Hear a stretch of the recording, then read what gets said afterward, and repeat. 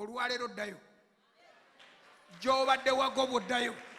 gye babadde bakugoba kati oddayo kikubireko ne mu ngalo ekyo kusabidde omukisa njogedde essanyu lya Katonda ku bulamu bwo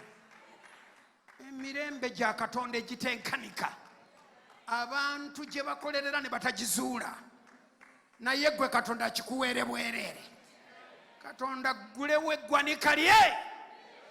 akusanyuse atakusanyukire wajeregebwa wavumibwa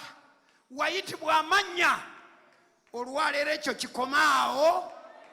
ekyo kikomaawo obulamu bwo bukyusibwe Katonda akuwe a change of life Katonda akuwe a change of life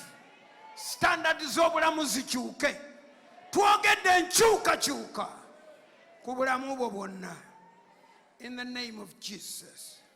the Son of the living God.